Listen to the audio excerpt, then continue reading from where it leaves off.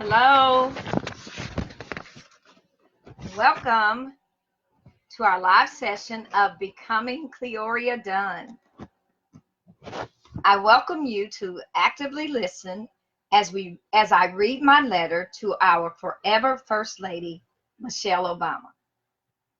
After reading the letter, I will discuss some points that I took away and invite you to share and or ask questions.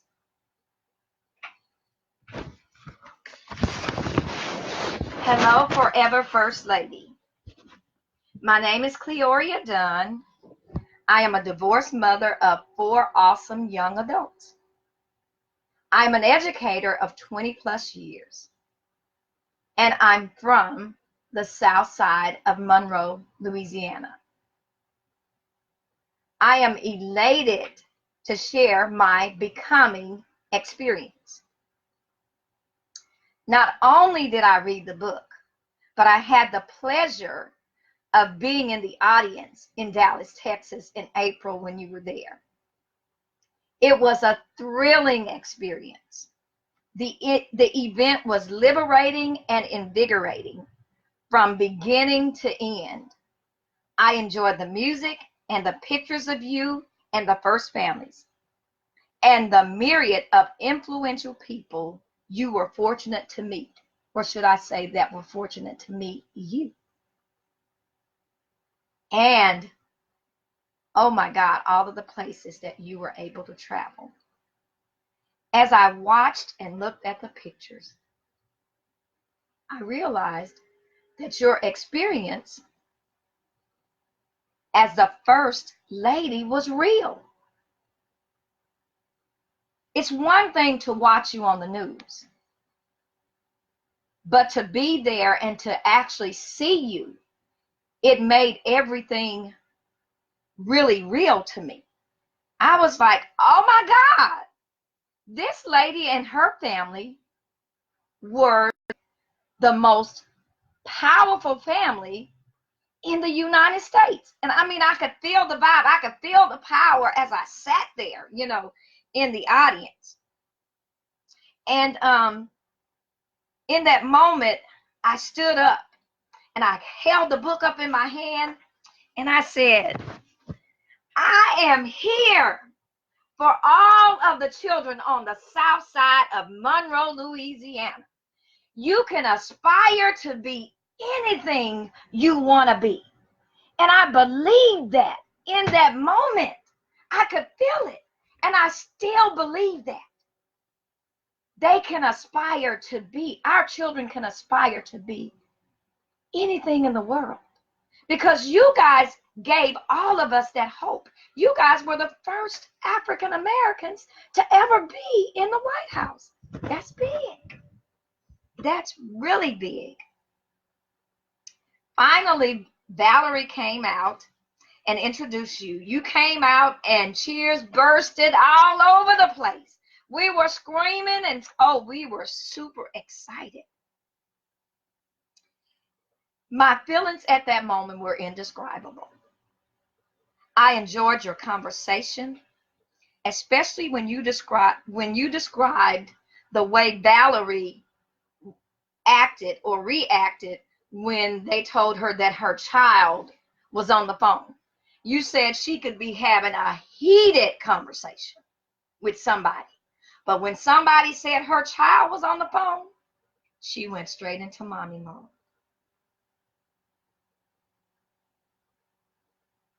Nothing should be more important than our children. Nothing. When they can't depend on anyone else, they should be sure that they can depend on us. And it helps me to understand why you're such a powerful woman. You surround yourself with other powerful, knowledgeable women. The very first being your mom, Mrs. Marion Robinson. I love her. You were quoted saying, sometimes we can't do this alone, and we shouldn't have to. I relied on my girlfriends to get me through one of the hardest 8 years of my life. We have to remember to be that for each other. We have to be each other's light. We cannot get into that catty stuff. We have to find a way to continue to lift up other women in our worlds and in our lives as much as possible. It is the only reason why I'm breathing. I couldn't have gotten through raising my kids with a husband traveling without my girls. Wow. My second takeaway was that I realized that I too have a story. And so many of us, so many other women have a story. Now, we may not want to share that story, but we have a story. I was very reluctant to share mine until becoming. I married the father of my children 3 times because I believed in love and I believed in family. I would never have come out had I not been a part of becoming. Now, whenever I get the opportunity, I tell it. Because, as you said, I want to be a light to others. And I see women forgiving themselves and moving to better positions in life. Your phenomenal parents, Frazier and Marion Robinson, who lived simple lives so that you and your brother could have everything that you needed, the things that you needed the most. Simple things change the world. Simple things change the world. You were quoted saying, I had a childhood with parents who didn't have a lot of money, but they had a lot in the way of value, character, love, stability, and consistency. And I want parents to understand that I became who I am, not because my parents were networked or college educated or had a lot of money or knew a lot of stuff about things that they thought we needed to know. They gave us absolutely what we needed, which was love, trust, and values. They gave us a thing that they came here with. And that's what kids need. That is what will get them through. Those were your words, and that is so true. We value the things that we pay money for, but we should value the things that God gave us, like values and morals. That's where our values should lie. I especially love the way they allowed you and Craig to make decisions. That was another takeaway for me. It helped me to loosen the reins on my children. They do need to learn to think for themselves. They need to decide what's right and what's wrong, because then they won't continue to do it. Your relationship with your brother spoke volumes to me. It's obvious that he had an impact. Also, I saw where you quoted saying again that your father and your brother had the greatest impact on your self-esteem. And we know how important self-esteem is. You said, because I grew up in a household with men who loved me and respected me very early on, who told me how beautiful I was and treated me as an equal. So even at an early age, because I had a father and a brother and the men in my life who didn't hurt me and who took care of me, the bar for what I expected for myself was set by those men. And then you said, too many women, too many of us as women, are walking around hurt and covered with scars. And that affects how we take care of ourselves and the message we send to our kids. Another takeaway for me was your service. Your persistence in education, even in kindergarten, when you had to have those stars, is the driving force that led you to Princeton and from there on to Harvard.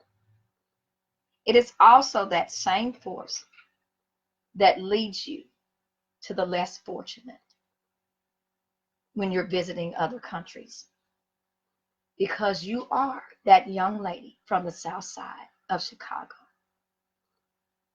And if you can aspire to be the most powerful woman in the world, so can they. I really enjoyed reading the various places you stopped by with that simple message. I'm sure it was very powerful for them.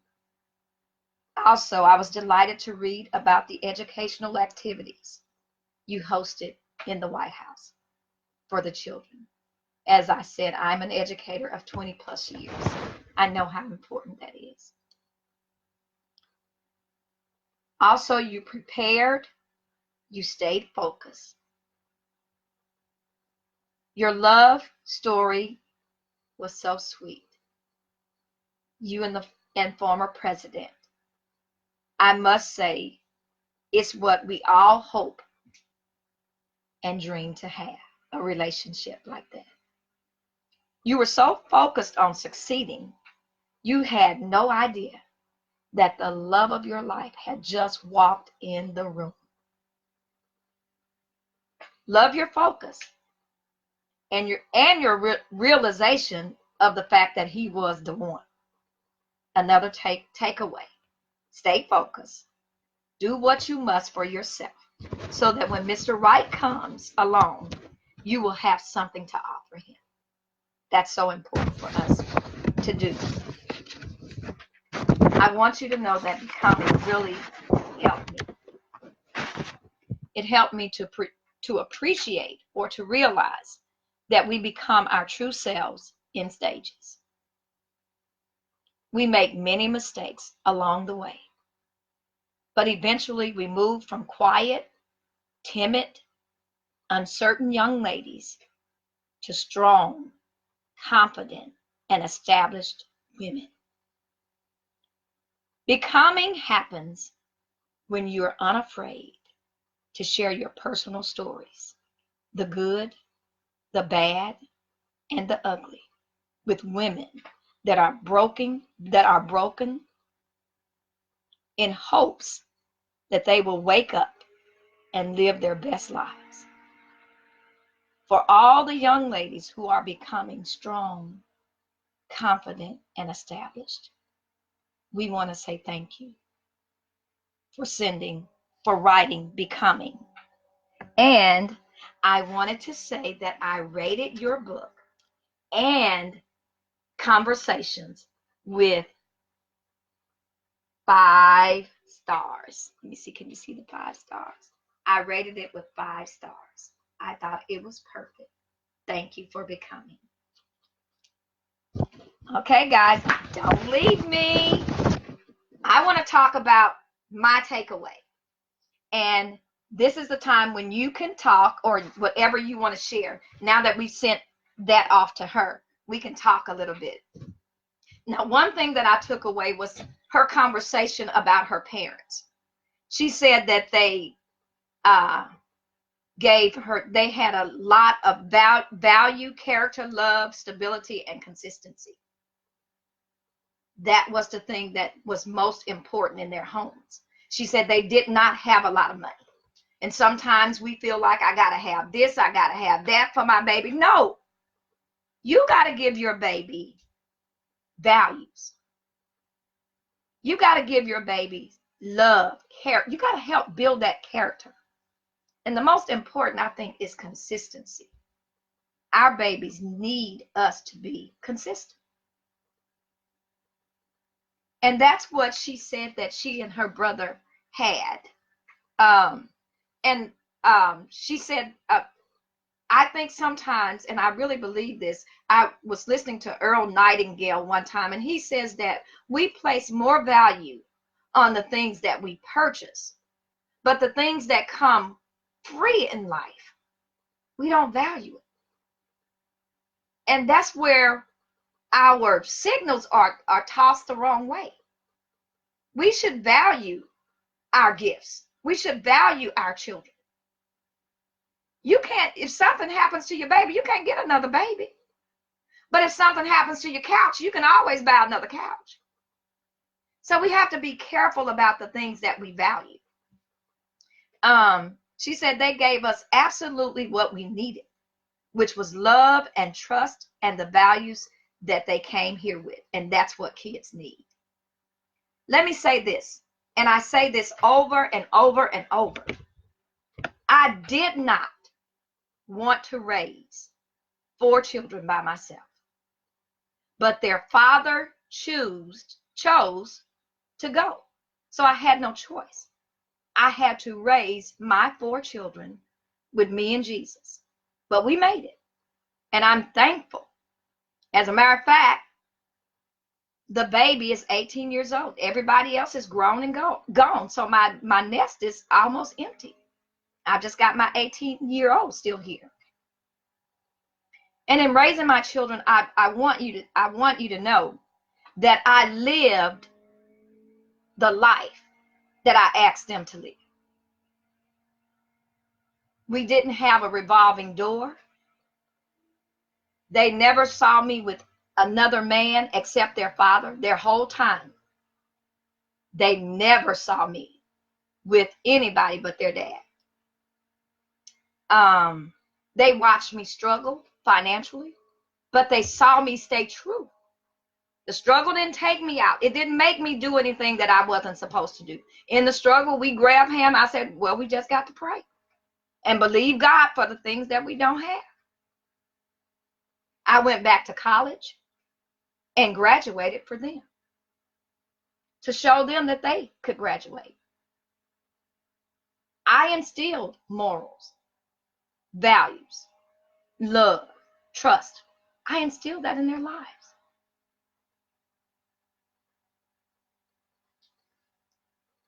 I had the opportunity. Now, I think a couple of years ago, and I went to Tom Ziegler's workshop, and they were giving out these organizers. And these organizers, you know, you just sat there and you said, okay, whatever your goal was and when you were going to reach that goal and just different things. And there was this guy there. He was a professional coach, if I'm not mistaken. His name was, what's that? Howard Partridge. And I just happened to look in his organizer. He had pictures of what he was believing for. I mean, he had bought it so that he could envision everything that he wanted to have. And I thought that was so neat that I came home and I decided to do one of my own. So I got pictures of my children, each one of them, and I looked at their very different characteristics, and I was thinking of the different things that I wanted to happen in each one of their lives. And so I pulled the pictures, I typed up what I thought, you know, what I was believing God for them to be, and I slid it in one of those cover sheets. So when you open my book, you would see pictures of them, and you would see what I was believing for each one of them in their own personal life.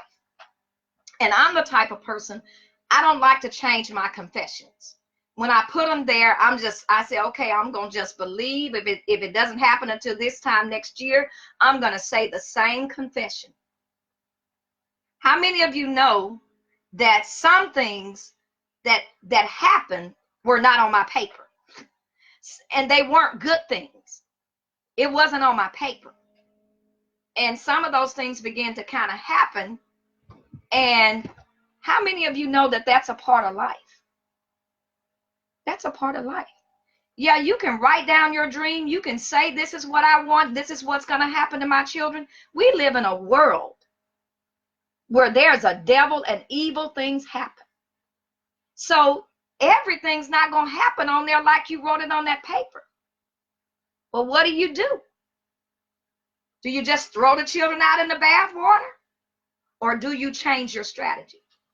As I was thinking about that the other day, the Lord kind of dropped in my spirit about a coach, a football coach. Now, if he's having a losing streak, is he going to just get rid of the whole team? Or even a basketball team, a basketball coach? Are they going to get rid of the whole team? No. They're going to change their strategy. So that's what I realized that I needed to do. I needed to change my strategy. So I went back and looked at my pictures. I said, okay, I need to add this to that one. I need to add that one to that one. I need to add this one over here to that one. But I still need to continue to believe God for my children, because I'm all they have. If I don't believe for them, who's going to do it? You're right. Nobody.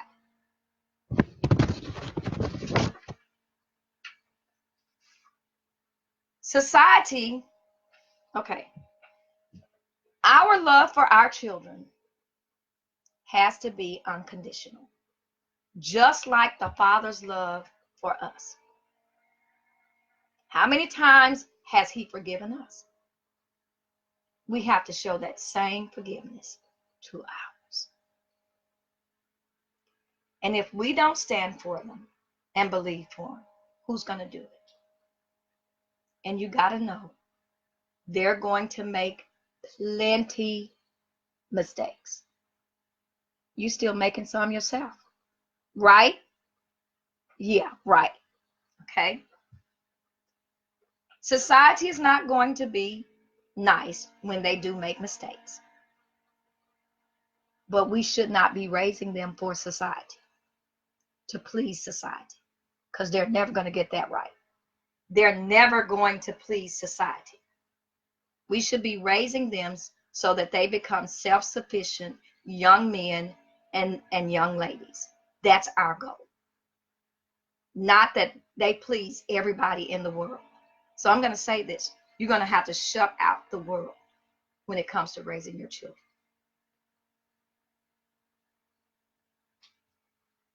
Now, like I said, I'm an empty nester.